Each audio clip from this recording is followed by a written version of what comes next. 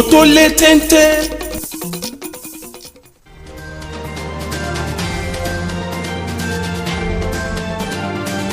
There's a lot to digest and a lot of voices to be heard. Stick to the frequency that amplifies these voices, stories and reports that make the difference. This is Akojopo News, 88.7 FM.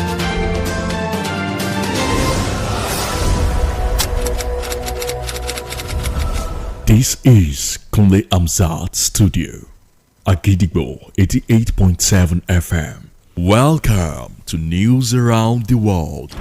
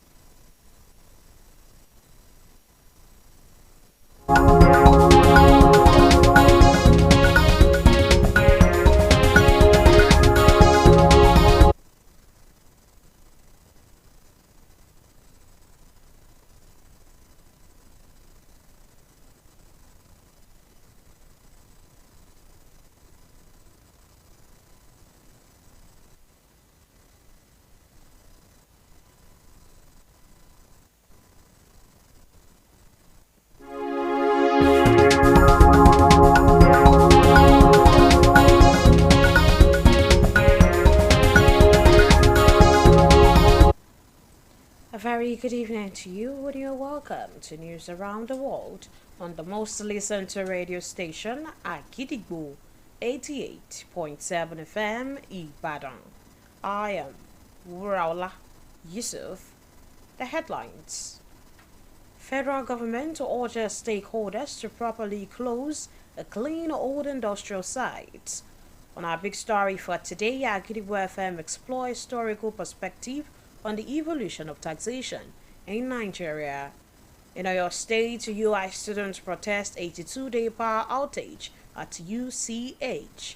On the foreign scene, Iraqi lawmakers pass a bill that critics say legalizes child marriage.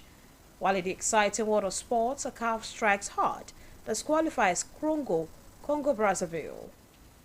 And now the details. The federal government has tasked stakeholders involved in oil and gas, mining, quarrying, and petrochemicals, among others, with the decommissioning and remediating industrial facilities and sites to ensure environmental sustainability. The Minister of Environment, Balarabe Lawal, made a statement today during the decommissioning plan and environmental remediation strategies training for staff of the National Environmental Standards and Regulations Enforcement Agency and its accredited environmental consultant. Lawal noted that industrial activities in Nigeria must align with the highest standards of environmental protection and sustainability, adding that decommissioning is a crucial aspect in the life cycle of industrial activities as it involves the administrative and technical actions taken to remove some or all of the regulatory control from a facility so that the facility and its site can be reused and repurposed. On our big story for today, taxation travels with a history of government in Nigeria even before the start of the colonial rule in the country.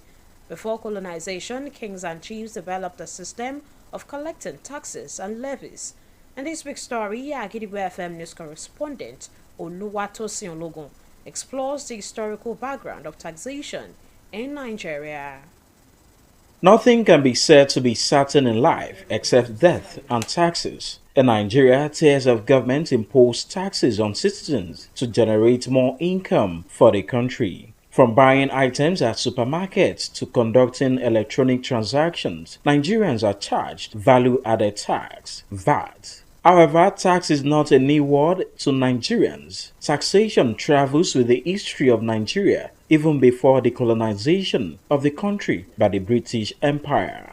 Currently in Nigeria, eyeballs have been raised and tongues have been restless on the proposed tax reform bills presented by President Bola Tinubu's administration to promote uniform procedures for a consistent and efficient administration of tax laws and to facilitate tax compliance by taxpayers in line with current realities. Before delving into the proposed new tax reform bills, the big story for today explores the historical background of taxation in Nigeria by tracing the development of tax before colonization to the period when the country was part of the British Empire and after Nigeria gained independence. Before the colonization period, Nigeria comprised empires, kingdoms, and towns with fairly developed systems of taxation. In the western part of the country, occupied by the Yoruba people, there was an appeal to divine and a sense of community for the imposition of taxes to provide a source of revenue to the ruler, who relied on tributes, tolls, and arbitrary levies.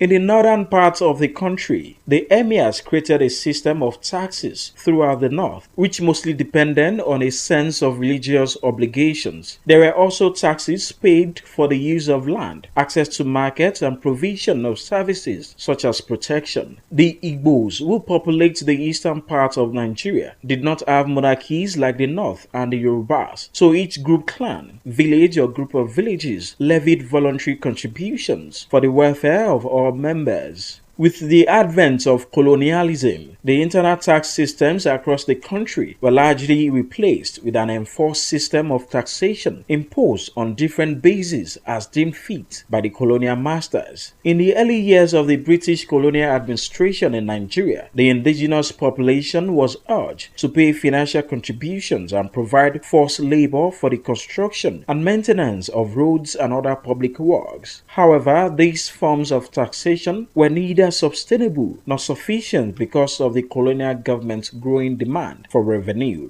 Lord Lugard was a British colonial administrator in Nigeria. He tried to harmonize the centralized tax system in Nigeria. As a result, he implemented a stamp duties proclamation in 1903. This proclamation was followed by the Native Revenue Proclamation in 1906. The imposition of a new and alien payment of taxes to the British Empire and failure to pay the tax led to the seizure of items and arrest. This eventually led to widespread resistance and other actions like the Aba Women's Riot of November 1929. Aba women protested against tax levies imposed by the colonial government. As early as 1908, the population of Lagos had protested against the introduction of a new water scheme, which was intended to replace the traditional means of water supply and was linked to newly introduced taxes on water.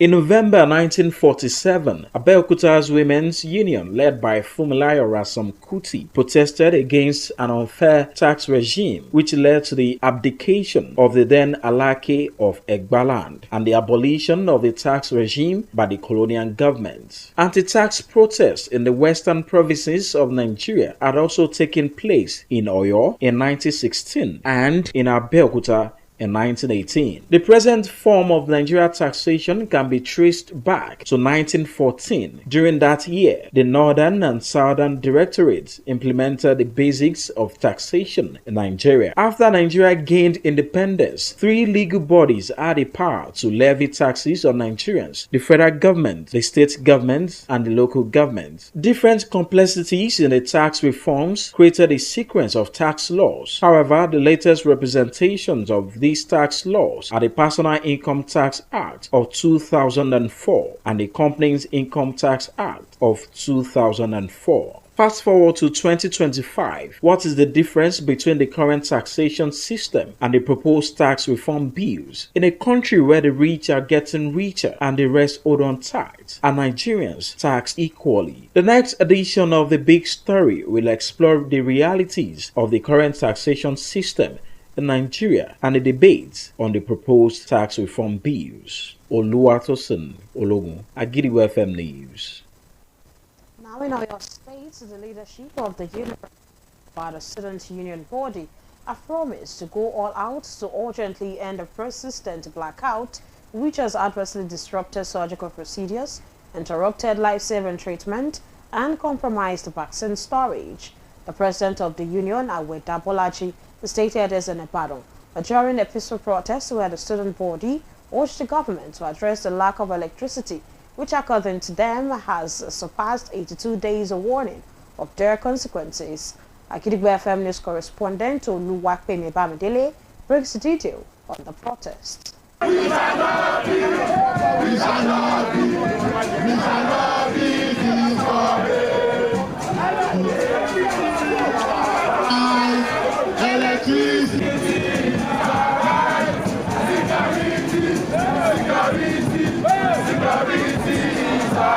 Tempers have reached boiling point, and these are students of the College of Medicine at Nigeria Premier Tertiary University Teaching Hospital who are protesting a frustrating blackout which they put at more than 80 days, disrupting surgical procedures and interrupting life-saving treatments. The students took their grievances to the streets of Ibadan, bearing various placards and venting their displeasure over the blackouts, which they say have decreased quality of life and increased healthcare costs. The blackout is due to the failure of UCH government to keep up with the payment due to the hike in electricity tariff. You are aware of band-aid tariff.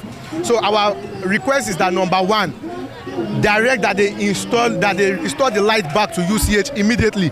Number two, that the federal government implements the 50% off tariff that they promised to all tertiary institutions and health sector. Number three, that there is a reform of the health sector in Nigeria. The students marched from the hospital facility along Mokola to Total Garden all the way to the state secretariat Agodi. They were ferocious about their demands, warning to explore other avenues if their demands are not met. It is UCH for crying out loud. UCH, that's where they save lives. Students keep a pledge. They take a pledge to save lives, but they can't even do that. They can't even do that in UCH. So it's very bad. They should bring back lights, constant electricity. As postgraduate students, we need to do analysis, we need to do our project because I'm in my third semester and then I'm supposed to be rounding up by now. We have deadlines to meet and we have not still met them. So you can imagine the kind of gravity, the kind of sadness that is. You have to go to school, you have to, you need water, you need to have your bath, you need to cook. You need to even charge your devices because we all know that at this time and day we need our devices, our laptops to function, even to study is an headache. You go to school, you come back, what you start thinking of is how can I fetch water, where will there be water, where will there be light, how can I study, how can I do this, how can I do that. So our life is centered around electricity. And so it has been poor, it has been bad. The students stood their grounds with their demands at heart, but to the persuasive efforts from the executive assistant on security to the Oyo State governor, Compo Sunday Odukoya retired to pacify their nerves as they promised to relay their messages to the appropriate quarters. I've given them an assurance that they know the governor we have. He doesn't want anybody to suffer even for a second. And that this prayer will surely get to the SNSC. He will surely know what to do about it. To put a final stop to the challenges confronting the University College Hospital Ibadan, the students are demanding that the Nigerian government and healthcare stakeholders prioritize investing in reliable and sustainable power solutions such as solar energy to ensure uninterrupted healthcare services and preservation of human lives. Oluwapemi Bamidele, Akojopo FM News, Ibadan. Incident day in Ibadan as a trailer tanker carrying diesel fell and caught fire in front of Fijabe House at Akojopo Express Ibadan, the Oyo State capital. Akojopo FM News correspondent Bowale Akibode, who visited the site of the scene, reports the incident as he opined on the swift response of the Oyo State Fire Service, which helped contain the inferno. Here's the detail. A devastating fire incident occurred in the early hours of today in Ibadan as a trailer tanker carrying diesel fell and caught fire in front of Fijabe House at Akojopo Express Ibadan. The Oyo State Fire Services Agency confirmed that the incident occurred at the early hours of today, with a truck loaded with spare parts also somersaulting into a nearby ditch. In a statement by the General Manager of the Oyo State Fire Services Agency, Mr. Yemi Akinyinka, the driver was burned to death while the motorboy was rescued alive and taken to the University College Hospital to UCH Ibadan for treatment. In a separate interview, residents and commuters who witnessed the incident described the scene as scary and blamed the truck collision on the sleeping driver. The lights came up and the driver was there and the motorboy. So the motorboy tried to escape and he was born. So up there, we sit down up there. So we are waiting for fire company to come and rescue the fire. So suddenly, some people are making call. So the fire, like 1 hour, the company come and rescue they came with one vehicle. That vehicle did not be okay. So they went to their office like three times to go and bring water. I don't know, me na boom here, the one here now from window look. Now I see say fire. Before I come dey explode. No, me I from window just see the fire dey come. As it just start. Which time? To three, now the thing start. You make your great night. This morning, as it start now immediately. While applauding the swift response of the State Fire Service, residents and concerned Nigerians called for improved road conditions to prevent such incidents in the future. Bowale Akimpode, Agidigbo FM News. Up next is the business news. The Central Bank of Nigeria, CBN, has said it has approved the release of the Nigerian Foreign Exchange FX Code, which will be formally launched next week in Abuja. According to CBN in a statement, the code serves as a guideline to the banking industry to promote the ethical conduct of authorized dealers in the country's FX market. The CBN further said the bank will formally launch the code at the CBN Head Office Auditorium, Abuja, on Tuesday, January 28, 2025. And now it's time to link up with our United Kingdom studio, where our news correspondent brings the detail on the foreign news. News from Kunle Hamzat Studio, Agidigbo FM, United Kingdom. I am Olushola Damilola.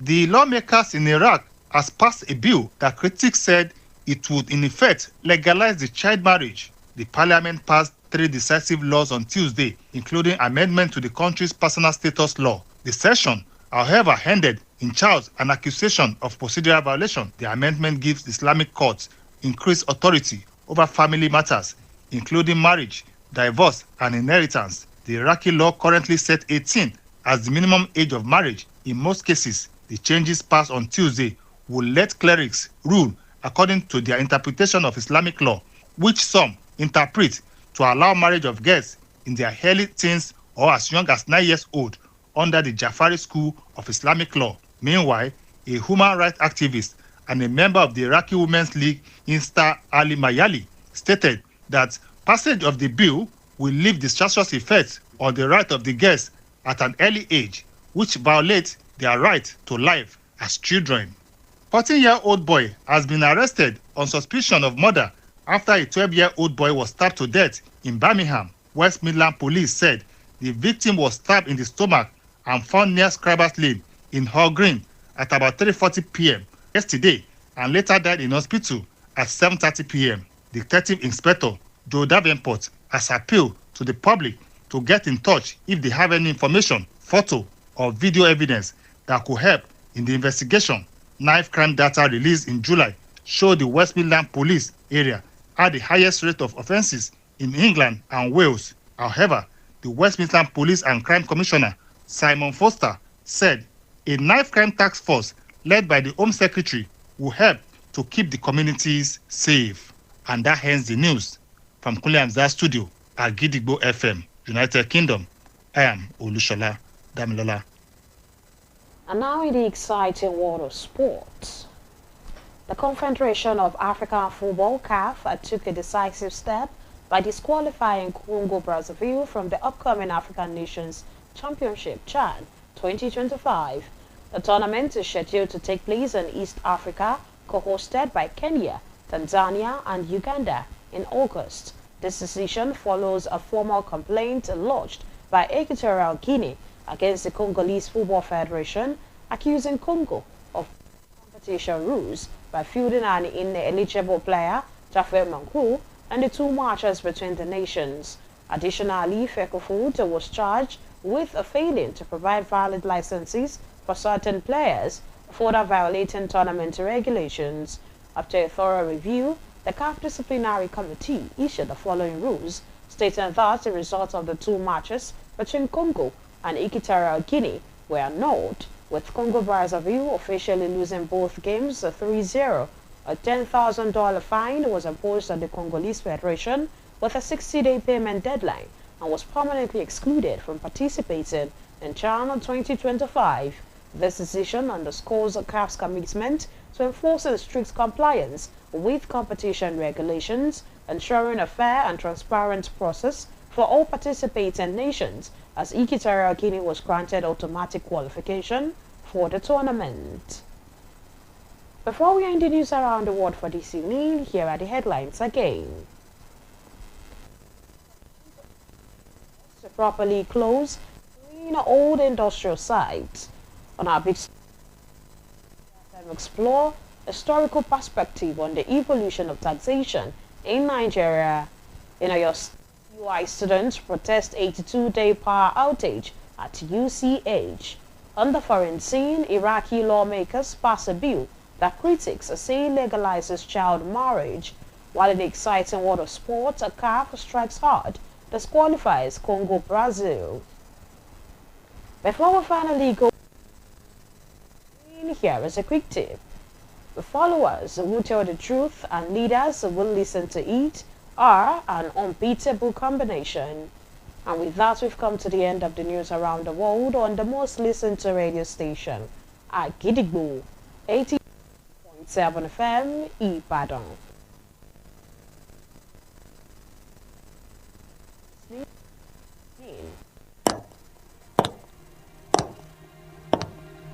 News is information, and information is power. At Agidigbo 88.7 FM, we bring the news from top to bottom. The Oyo State government has said the over 1.5 million out of school children. We give you reports from Oyo State. The Oyo State House of Assembly has called for thorough investigation. The Southwest in Nigeria and the rest of the world. Has clarified that the body did not receive any cash support from international development. Trust us to keep you informed every hour, every day. Agidigbo 88.7 FM, the people's voice. Ó ti ń wáyé kò ì wáyé rí, ó ti ń ṣẹlẹ̀ kò ì ṣẹlẹ̀ rí. Àkọ́kọ́ orú ẹ̀ nílẹ̀ Ìbàdàn, ilé-iṣẹ́ rédíò àkọ́kọ́ tó ń ṣiṣẹ́ fún wákàtí 24 gbáko lónírúurú ètò àti ìròyìn tó gbámúṣe lójoojúmọ́ láti jẹ́ kẹ́ ẹ jẹ̀gbádùn ìgbóhùnsáfẹ́fẹ́ àṣetán láti máa dùn yẹn nínú. Àgídìgbò 88.7 FM, ohùn aráàlú.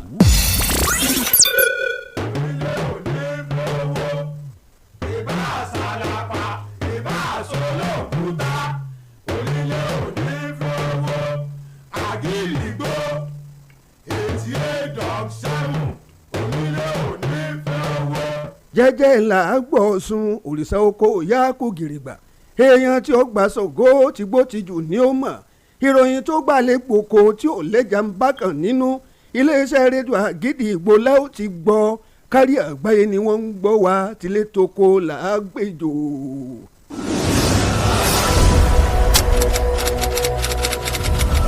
This is Kunle Amzat Studio, Agidigbo 88.7 FM. Ẹ káàbọ̀ sórí àkójọpọ̀ ìròyìn. Níbo la ó ti gbọ́ Àgídìgbò? Níbo la ó ti gbọ́ Àgídìgbò? Ìròyìn lẹ́kùnrẹ́rẹ́ Àgídìgbò FM 88.7 la ó ti máa gbọ́. Ẹ káalẹ́ o. Àkójọpọ̀ ìròyìn wa rèé fún ti òní. Rédíò Àgídìgbò 88.7 FM Ìbàdàn. Ìkànnì àkọ́kọ́ táyé ń gbọ́ jù lórí àtẹ ìgbéléwọ̀n. Adéníkẹ́ Ṣọ̀làlò níròyìn yìí. Ṣáájú ẹ̀gbọ́ kókó tó wà nínú àkójọpọ̀ ìròyìn náà. Ìjọba àpapọ̀ rọ àwọn ẹni ọ̀rọ̀ kan láti rí i pé wọ́n ń ṣàmójútó àwọn ilé-iṣẹ́ èyí tí wọ́n ti ń pèlò nǹkan jáde.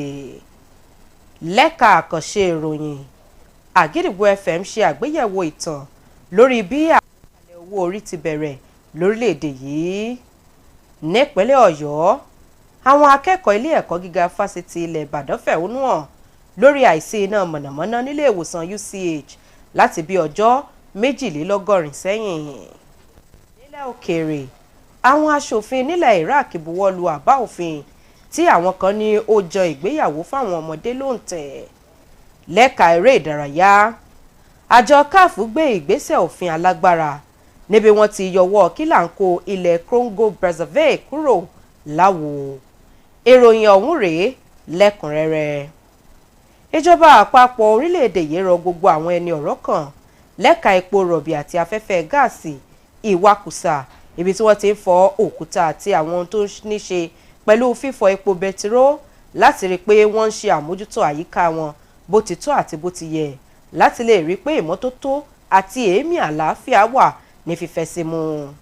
Mínísítà fọ́rọ̀ àyíká Balarabe Lawal ló fèyí léde lónìí lásìkò ètò ìkọ́ni lórí ìpalẹ̀ ara mọ́ fáwọn òṣìṣẹ́ àjọ tó wà fún ṣíṣe ìfimúlẹ̀ òfin ìmọ́tótó àyíká láwọn iléeṣẹ́. Lawal wòye wípé ó yẹ kí àwọn iléeṣẹ́ lórílẹ̀‐èdè yìí ó tẹ̀lé àlàkalẹ̀ òfin ààbò àti ìmọ́tótó àyíká pẹ̀lú àfikún pé èyí ṣe pàtàkì fún àti lè ṣètò ìpalẹ̀mọ́ àwọn ohun tí kò wúlò láti lè jẹ́ kí wọ́n tún lò fún nǹkan míì.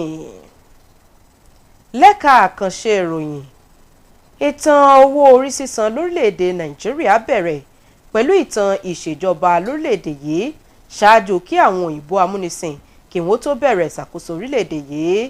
Ṣáájú ni àwọn orí adé àti ọrùn lẹ̀kẹ̀ nílẹ̀ yìí ti ṣàgbékalẹ̀ ìlànà gbígba ìṣákọ́lẹ̀ àti owó orí. Nínú àkànṣe ìròyìn wa yìí, akọ̀ròyìn iléeṣẹ́ rédíò wa Àgídìgbò FM Olúwatósìn Ológun ó ṣàgbéyẹ̀wò ìtàn ìṣẹ̀dálẹ̀ owó orí sísan lórílẹ̀‐èdè yìí. Ẹ̀kúnrẹ́rẹ́ àbọ̀ròyìn ọ̀hún rèé látẹnu Olúwaṣẹ́gun Adéṣetán. Àkànṣe ìròyìn fún tòní kò sí ohun tá a lè sọ tó dájú lẹ́yìn ikú àti ọ̀rọ̀ owó orí ní orílẹ̀-èdè yìí. Ẹ̀ka ìjọba mẹ́tẹ̀ẹ̀ta ló pa ní dandan fún aráàlú láti san owó orí lójúnà àti lè pawó wọlé fún orílẹ̀-èdè.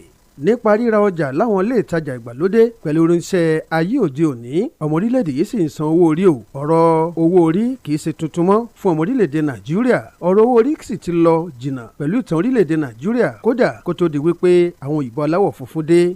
Lọ́wọ́lọ́wọ́ báyìí nílẹ̀ Nàìjíríà, atótónu nípa àtúngbéyẹ̀wò ọ̀rọ̀ owó orí etí ìṣèjọba ààrẹ Bọ́lá Ahmed Tinubu ṣe àgbékalẹ̀ rẹ̀ láti jẹ́ kí nǹkan rọgbọ sí i ló ti ń lọ sílẹ̀ díẹ̀ pẹ̀lú àgbékalẹ̀ ọ̀tun yìí láti jẹ́ kí àwọn aráàlú tẹ̀lé àlàkalẹ̀ òfin sísan owó orí kó tó di pé ìgbésẹ̀ wáyé lórí àtúnṣe ìwé òfin owó orí sísan. Àkànṣe ìròyìn fún tòní bojú wo ìtàn owó orí ní orílẹ̀-èdè Nàìjíríà nípa bíbojú wo ìdàgbàsókè rẹ̀ kí àwọn òyìnbó aláwọ̀ funfun tó dé sí àsìkò tí orílẹ̀-èdè yìí wà lára British Empire àti pé lẹ́yìn ìgbà tí ilẹ̀ Nàìjíríà gba òmìnira. Kó tó di pé ilẹ̀ yìí gba òmìnira, ilẹ̀ Nàìjíríà ní àwọn agbègbè ńlá, ìlú ńlá lóríṣiríṣi tí kò fi bẹ́ẹ̀ sí àgbékalẹ̀ ìdàgbàsókè ọ̀rọ̀ owó orí níbẹ̀. Ní apá ìwọ̀ oòrùn ilẹ̀ yìí níbi tí ẹ̀yà Yorùbá pọ̀ sí, ó farahàn fún àwọn olórí láti lè jọ̀nà kan gbòógè láti pawó wọlé fún adarí. Ní apá àríwá orílẹ̀-èdè yìí kan náà, àwọn emir ṣe àgbékalẹ̀ ìlànà sísan owó orí kárí apá àríwá èyí tó dá lórí òfin ẹ̀sìn. Kódà ìlànà sísan owó orí lórí ilẹ̀ kò gbẹ́yìn àǹfààní sí àwọn ọjà àti pípèsè ètò ààbò.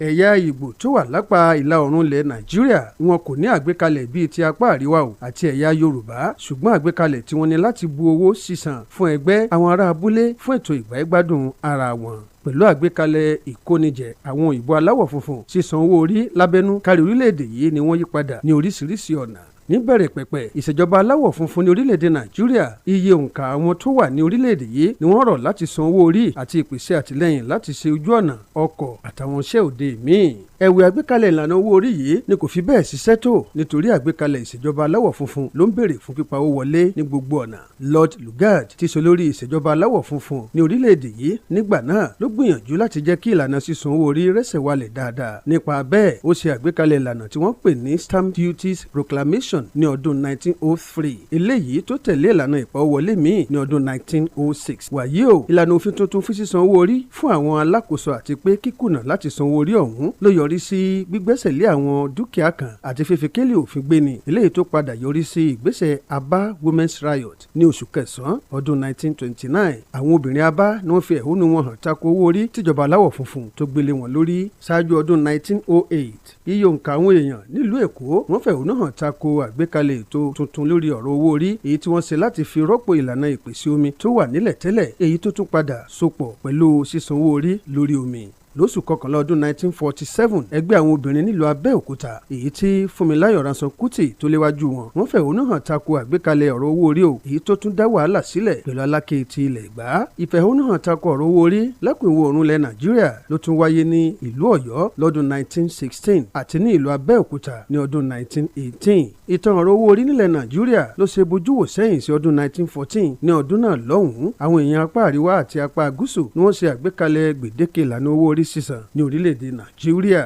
lẹ́yìn ìgbà tí orílẹ̀-èdè Nàìjíríà gba òmìnira ẹ̀ka mẹ́ta ló ní agbára láti gbé owó orílẹ̀ ọmọ orílẹ̀-èdè lórí: ìjọba àpapọ̀, ìjọba ìpínlẹ̀ àti ìjọba ìbílẹ̀. ọ̀kan òjọ̀kan àgbékalẹ̀ òfin ló wáyé lórí ọ̀rọ̀ owó orí, òfin owó orí fáwọn iléeṣẹ́ tọdún 2004 síwájú sí i lọ́dún 2025. kí ni ìyàtọ̀ láàrin àgbékalẹ̀ ọ̀rọ̀ owó orí àti àbá òfin ọ̀rọ̀ owó orí ní orílẹ̀-èdè táwọn olówó tún lówó sí i táwọn èèyàn tó kù sí ń rámù nínú iṣẹ́ òun òsì? ǹjẹ́ ọ̀rọ̀ owó orí lè jẹ́ bákan náà bí? abala kan ṣe ìròyìn míì tó ń bọ̀ yóò ṣàlàyé òkodoro ọ̀rọ̀ nípa àgbékalẹ̀ ọ̀rọ̀ owó orí sísan àti àgbékalẹ̀ ìjíròrò lórí rẹ̀. Olúwaṣẹ́gun Adéṣítán ló má kàn ṣe ìròyìn wá sí etí gbọ̀nyìn. ẹ ṣé tẹ̀ ń gbọ́ wa o. ìṣèdarí ẹgbẹ́ àwọn akẹ́kọ̀ọ́ nílé ẹ̀kọ́ gíga fásitì ilẹ̀ Ìbàdàn wọ́n ṣèlérí àtijáde tán lójúnà àti lè mú òpin bá òkùnkùn bérémù eléyìí tí kò fààyè sílẹ̀ fún àti lè ṣe iṣẹ́ abẹ, ìtọ́jú àwọn aláìsàn àti kíkó abẹ́rẹ́ àjẹsára sínú àwọn ẹ̀rọ amúnkan tutù nílé ìwòsàn kan ní ìjọba àpapọ̀ UCH. ààrẹ ẹgbẹ́ àwọn akẹ́kọ̀ọ́ náà Àwẹ̀dá Bọ́lájí ni ló sọ èyí níbi ìwọ́de ìfẹ̀hónú alálàáfíà èyí tí wọ́n ṣe nílùú Ìbàdàn lónìí láti rọ ìjọba àti gbogbo àwọn ẹni ọ̀rọ̀ kan kí wọ́n wá ojútùú sí àìsí iná mọ̀nàmọ́ná nílé ìwòsàn náà èyí tó ti lé ní ọjọ́ 82 báyìí. akọ̀ròyìn wa Olúwapẹ̀mí Bámidélé wà níkàlẹ̀ níbi ìfẹ̀hónúhàn náà. ẹ̀kúnrẹ́rẹ́ àbọ̀ ròyìn ọ̀hún rèé látẹnu Túndé Fálọlá.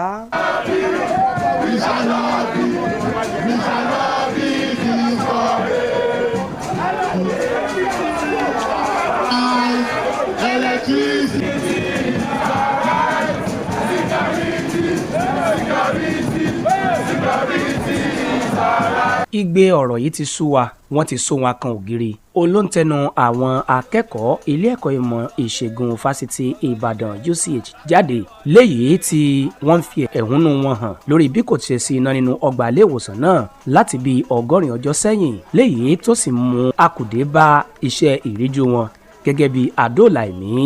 Àwọn akẹ́kọ̀ọ́ ọ̀hún ni wọ́n fi ìfẹ̀hónúhàn wọn hàn láwọn ojú òpópónà tó wà yíkàkiri ìlú Ìbàdàn pẹ̀lú oríṣiríṣi àkọlé lọ́wọ́ wọn léyìí tí wọ́n sì ń fi ohun tí ò tẹ́ wọn lọ́rùn léde látàrí àìsí iná nínú ọgbà ilé ìwòsàn náà, léyìí tó sì mú akùdé bá ètò ìlera àwọn tí wọ́n gba ìtọ́jú nínú ọgbà ilé ìwòsàn ọ̀hún. Àwọn akẹ́kọ̀ọ́ ọ̀hún ni wọ́n ṣe ìwọ́de láti inú ọgbà ilé ìwòsàn náà tó ìdè agbègbè Mọ́kọ́lá, bẹ́ẹ̀ náà ni wọ́n tún ṣe bẹ́ẹ̀ dé agbègbè Total Garden tí wọ́n sì tọ́ tààrà lọ sí sẹkítẹ́ríàtì ìjọba tó wà lágbègbè Agodi nílùú Ìbàdàn tí ṣolúlu ìpínlẹ̀ Ọ̀yọ́, níbi tí wọ́n ti tẹ̀dó síbẹ̀ tí wọ́n sì ń fi ìkìlọ̀ léde wípé ìgbésẹ̀ tó lágbára gbáà làwọn ò gbé tí wọn ò bá ṣiṣẹ́ lórí ìbéèrè èyí táwọn ń béèrè ọ̀hún.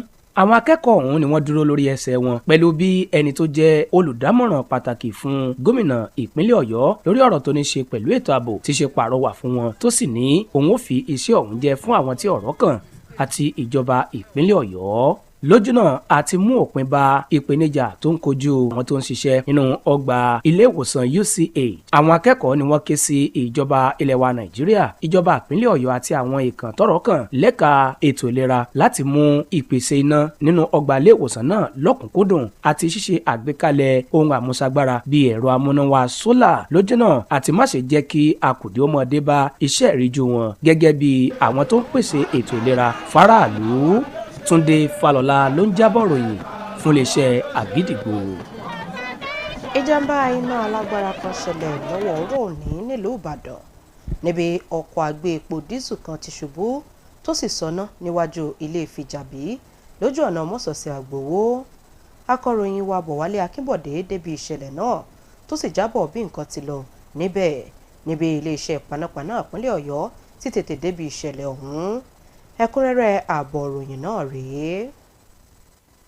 Ìṣẹ̀lẹ̀ ìjàmbá náà tó wáyé lóòrọ̀ òní nílùú Ìbàdàn níbi tí ọkọ̀ táǹkà epo kan tó gbé epo dísù tó ṣubú lulẹ̀ tó sì gbiná jẹ níwájú ilé ìfijàbí Àgbòwó express nílùú Ìbàdàn. Àjọ panápaná nípínlẹ̀ Ọ̀yọ́ fìdí rẹ̀ múlẹ̀ wípé ìṣẹ̀lẹ̀ náà wáyé lóòrọ̀ òní o pẹ̀lú bí táǹkà ọ̀hún tó kún fún ọ̀pọ̀lọpọ̀ epo dísù àtàwọn ẹ̀yà ara ọkọ̀ míì tó ṣubú lulẹ̀ sínú kòtò kan. Nínú àtẹ̀jáde kan látọwọ́ ẹni tí í ṣe alámòjútó àgbà fún àjọ panápaná nípínlẹ̀ Ọ̀yọ́ ọ̀gbẹ́ni Yẹmí Akínyìnká ló ṣàlàyé wípé awakọ̀ táǹkà epo náà ló jóná gbúrúgbúrú nígbà tí mọ́tòbọ́ì torí kó yọ tó wà láàyè tó sì ti gbé lọ sí ilé ìwòsàn UCH nílùú Ìbàdàn fún ìtọ́jú. Nínú ìfọ̀rọ̀wérọ̀ ọ̀tọ̀ọ̀tọ̀ àwọn olùgbé àtàwọn tó wà níbi ìṣẹ̀lẹ̀ náà ni wọ́n ṣàpèjúwe ìṣẹ̀lẹ̀ ọ̀hún o gẹ́gẹ́ bí èyí tí ó bani lọ́kàn jẹ́ jọjọ tó sì ń di ẹ̀bi ru bí ọkọ̀ ọ̀hún bó ṣe ṣubú lulẹ̀ ru awakọ̀ náà. àwọn wò pé sáǹdì eléyìí ó ju ti pé táyà tírélà fọlọ ju àwọn eléyìí tá à ń gbọ́ tẹ́lẹ̀ lọ. kílè ta dìde ta mo yọjú lójú wíńdò mo rí pé iná lélẹ̀ gbogbo aṣájáde inú ilé àtàlájì gbogbo apàdé ń bì abẹ̀sí wò kí ló ń ṣẹlẹ̀ nígbà tá a máa wò á rí pé táǹkà ilé ló ń jóná nígbà tá a jáde tá a wò táwa náà ṣe carry out kí ni investigation tá a lè carry out a rí pé ó dàbí pé táǹkà méjèèjì tó wà lókè yàn tẹ́lẹ̀ ló kọlura wọn eléyìí tó wà níbí òun ló tẹ̀lé eléyìí tó jóná yìí so òun á wò pé bóyá òun lọ nígbà táwọn yẹn ti kọlura wọn tí náà ti bẹ̀ sí tó bí náà ṣe mú òun náà ni. so òru la gbọ́ tí nǹkan dún gbùlà so a ti rò pé bóyá táyà ni bọ̀ ìgbà tí ó gbá máa jáde a rí pé tírélà ni so bá dẹ̀ ṣe débẹ̀ a rí pé mọ́tò yẹn ti ṣubú lulẹ̀ ó ti ń jóná so a lè súnmọ́ jùjùjù so mọ́tò bọ́ì tó ń tẹ̀lé mọ́tò òun rí bí jáde nínú iná yẹn ṣùgbọ́n iná ti jó gbogbo ara ẹ̀ sòkè ń bẹ̀ yẹn ni ó sùn sí so a dẹ̀ ń try láti rescue òun náà pé àmọ́ kọ́tà lè ṣe so àwọn èèyàn dẹ̀ ń make call lóríṣiríṣi káwọn panápaná ẹ̀ tó dé. Nígbà tó ń ké sí àjọ panápaná ìpínlẹ̀ Ọ̀yọ́ àwọn olùgbé àtàwọn ọmọ orílẹ̀-èdè yìí tọ́rọ̀ kàn láti mú ìyàtọ̀ tún dé bá bí ojú ọ̀nà ọkọ̀ wá ṣe wà láti lè pínwọ́ irú ìṣẹ̀lẹ̀ bẹ́ẹ̀ lọ́jọ́ iwájú. Olúwaṣẹ́gun Adéṣetán ló ń jábọ̀ ròyìn fún iléeṣẹ́ rédíò Àgídìgbò. Lẹ́ka ìròyìn ọrọ̀ ajé báńkì àpapọ̀ lẹ̀yẹ CBN ti buwọ́lu ìfiléde ìwé òfin àti àlàkalẹ̀ ìlànà ìpààrọ̀ owó lẹ̀yẹ pẹ̀lú owó ilẹ̀ òkèèrè èyí tí wọn yóò ṣe ìfilọ́lẹ̀ rẹ̀ lọ́sẹ̀ tí ń bọ̀ nílùú Àbújá. Nínú ọ̀rọ̀ báńkì àpapọ̀ lẹ̀yẹ ìwé òfin àti àlàkalẹ̀ náà yóò jẹ́ àtọ́nà fún gbogbo ẹ̀ka ilé ìfowópamọ́ nílẹ̀ yìí láti lè mọ bí wọn yóò ti máa ṣiṣẹ́ lórí ìpàsípààrọ̀ owó ilẹ̀ yìí sí tilẹ̀ òkèèrè àti tilẹ̀ òkèèrè sí torílẹ̀-èdè yìí lọ́jà eléyìí tó wà fún un. Síwájú sí i wọ́n jẹ́ kó di mọ̀ wípé wọn yóò ṣe ìfilọ́lẹ̀ òfin àti àlàkalẹ̀ náà ní olú iléeṣẹ́ báńkì àpapọ̀ ilẹ̀ yìí nílùú Àbújá lọ́jọ́ Ṣẹ́gun Tuesday ọjọ́ 28 oṣù kínní ọdún yìí. Ní báyìí ẹ jẹ́ ká darapọ̀ mọ́ oníròyìn wa lẹ́ka iléeṣẹ́ rédíò wa Àgídìgbò FM tìlú London lórílẹ̀‐èdè United Kingdom fún ròyìn ilẹ̀ òkèèrè. Ìròyìn rèé láti Àgídìgbò studio ẹ̀ka ti United Kingdom. Ọdúnayọ̀ Ògúnládé ni oníròyìn yín. Àwọn ẹni ọ̀rọ̀ ń dùn bu ẹnu àtẹ́ lu àwọn aṣòfin orílẹ̀-èdè Iraq látàrí àbádòfin èyí tó ní ṣe pẹ̀lú ọ̀rọ̀ ìgbéyàwó ọmọbìnrin tí kò tíì lọ́jọ́ lórí èyí tí wọ́n ń gbèrò láti ṣàtúnṣe sí. Lánàá òde yìí ni àwọn ọmọ ilé ìgbìmọ̀ aṣòfin orílẹ̀-èdè náà ṣe àgbéyẹ̀wò àtúnṣe òfin 3 ọ̀tọ̀ọ̀tọ̀ fífa ọmọbìnrin tọ́jọ́ orí rẹ̀ kò tíì tó nǹkan kan fọkọ, ìkọra ẹni sílẹ̀ nínú ìgbéyàwó àti èyí tó ní ṣe pẹ̀lú ogún pínpín. Bó tilẹ̀ jẹ́ pé àwọn ajàfẹ́tọ̀ọ́ ọmọnìyàn tako àbádòfin ọ̀hún pé ó ń tẹ̀ ẹ̀tọ́ àwọn ọmọnìyàn lójúmọ́lẹ̀ ní pàtàkì jùlọ àwọn ọmọdébìnrin. Báyìí òfin tí ilẹ̀ Iraq ń lò lórí ètò ìgbéyàwó ni wípé ó kéré tán ọmọbìnrin tó bá fẹ́ ṣe ìgbéyàwó gbọ́dọ̀ pé ọdún 18, ṣùgbọ́n àtúnṣe tí wọ́n fẹ́ ṣe sí òfin náà yóò jẹ́ kí àwọn olórí ẹlẹ́sìn Islam ó lo ìlànà tó bá wù wọ́n fún gbèdéke ọdún tí wọ́n bá fẹ́ kí ọmọbìnrin ó tó kí wọ́n tó fi lọ́kọ. ó kéré tán ọdún 9 tó sì jẹ́ ẹ̀yà òfin kan lábẹ́ ẹ̀sìn lórílẹ̀‐èdè Iraq. Ikọ̀ ọlọ́pàá ti fi ọwọ́ òfin mú ọ̀dọ́mọkùnrin afurasí kan látẹ̀lé bí ọmọdékùnrin ẹni ọdún 12 kan ṣe gbẹ́mìí mì látàrí pé wọ́n gún un ní ọ̀bẹ ní Birmingham lórílẹ̀‐èdè United Kingdom lánàá òde yìí. Wọ́n rí ọmọ náà pẹ̀lú àpá ọ̀bẹ lára rẹ̀ ní agbègbè Scribers Lane tí wọ́n sì gbé ọmọ náà lọ sílé ìwòsàn, ṣùgbọ́n ó ṣeni láàánú pé ilé ìwòsàn lọmọ náà padà dákẹ́ sí látàrí pé ọgbẹ́ ọ̀bẹ náà pọ̀. Ọ̀gá ọlọ́pàá tó wà lágbègbè West Midland, Joy Davenport, ti wá rọ ẹnikẹ́ni tó bá ní fọ́nrán tòun tiẹ̀ rí lọ́wọ́ láti kàn sí iléeṣẹ́ ọlọ́pàá. Àkójọpọ̀ òǹkà ìṣẹ̀lẹ̀ fífi ọ̀bẹ ṣera ẹni léṣe tí wọ́n gbé jáde nínú oṣù keje ọdún 2024 nílẹ̀ United Kingdom ti ṣàfihàn rẹ̀ pé ikọ̀ ọlọ́pàá West Midlands ló sì ní òǹkà tó pọ̀ jùlọ ní England àti Wales, nígbà tí ọ̀gá àgbà ọlọ́pàá tó mójútó ẹ̀ka tó ń rí sí ìwà ọ̀daràn Simon Foster ń sọ̀rọ̀ ní tirẹ̀. Ó ní àwọn kò ní káàárẹ̀ láti dẹ́rọ̀ ìwà jàǹdùkú tó ní ṣe pẹ̀lú à ń fi ọ̀bẹ ṣera ẹni léṣe. Kò ní jù báyìí lọ láti iléeṣẹ́ rédíò Àgídìgbò ẹ̀ka ti United Kingdom. Ọdúnayọ̀ Ògúnládé ni oníròyìn. Ẹ káàbọ̀ padà láti ẹ̀ka iléeṣẹ́ rédíò Àgídìgbò FM torílẹ̀-èdè United Kingdom níbi tá a ti gbọ́ ìròyìn ilẹ̀ òkèèrè. Lẹ́ka eré ìdárayá, àjọ tó ń rí sí ọ̀rọ̀ eré bọ́ọ̀lù aláfẹsẹ̀gbá nílẹ̀ adúláwọ̀ CAF wọ́n gbé ìgbésẹ̀ òfin alágbára nípa ìjúwe ilé fún ilẹ̀ Congo Brazzaville kúrò lára àwọn orílẹ̀-èdè tí yóò kópa nínú ìdíje ife ilẹ̀ adúláwọ̀ èyí tó ń bọ̀ lọ́nà, èyí tí wọ́n ti pìyàmọ̀ rẹ̀ láti wáyé ní ẹkùn ìlà oòrùn ilẹ̀ adúláwọ̀ pẹ̀lú àjọṣepọ̀ ilẹ̀ Kenya, Tanzania àti Uganda nínú oṣù kẹjọ ọdún yìí. Ìgbésẹ̀ yìí ló wáyé látàrí àwọn ìwé ẹ̀sùn tí Equatorial Guinea kọ tako ẹgbẹ́ agbábọ́ọ̀lù ilẹ̀ Congo Fecofoot lórí pé wọ́n tàpá sí òfin nípasẹ̀ fífa agbábọ́ọ̀lù tí kò kójú òṣùwọ̀n tó Javet Manko kalẹ̀ níbi ìfẹsẹ̀wọnsẹ̀ méjì ọ̀tọ̀ọ̀tọ̀ láàrin orílẹ̀-èdè méjèèjì. Wọ́n tún fẹ̀sùn kan ẹgbẹ́ agbábọ́ọ̀lù náà pé wọ́n kùnà láti kó àwọn ìwé ìdánimọ̀ tó tọ́ lórí àwọn agbábọ́ọ̀lù kọ̀ọ̀kan nínú àwọn ikọ̀ agbábọ́ọ̀lù wọn jáde, èyí tó tako òfin ìdíje tó ń bọ̀ náà. Lẹ́yìn àgbéyẹ̀wò lórí ọ̀rọ̀ náà, ẹni àjọ CAF gbé ìgbésẹ̀ òfin èyí tí wọ́n gbé yìí. Kí n tó dánu dúró lórí àkójọpọ̀ ìròyìn wa tàlẹ́ òní, ẹ gbọ́ kókó inú rẹ̀ lẹ́ẹ̀kan sí i. Ìjọba àpapọ̀ rọ àwọn ẹni ọ̀rọ̀ kan láti rí i pé wọ́n ń ṣàmójútó àwọn ilé-iṣẹ́ èyí tí wọ́n ti ń pèlò nǹkan jáde. Lẹ́ka àkànṣe ìròyìn, Àgídìgbò FM ṣe àgbéyẹ̀wò ìtàn lórí bí àgbékalẹ̀ owó orí ti bẹ̀rẹ̀ lórílẹ̀‐èdè yìí. Nípínlẹ̀ Ọ̀yọ́, àwọn akẹ́kọ̀ọ́ ilé ẹ̀kọ́ gíga fásitì ilẹ̀ Ìbàdàn fẹ̀hónú hàn lórí àìsí iná mọ̀nàmọ́ná nílé ìwòsàn UCH láti bí ọjọ́ 22 sẹ́yìn. Nílẹ̀ òkèèrè, àwọn aṣòfin nílẹ̀ Iraq buwọ́lu àbá òfin tí àwọn kan ní ó jan ìgbéyàwó fáwọn ọmọdé lóǹtẹ̀. Lẹ́ka eré ìdárayá, àjọ CAF gbé ìgbésẹ̀ òfin alágbára bí wọ́n ti yọwọ́ kílàńkó ilẹ̀ Congo Brazzaville kúrò láwòwò.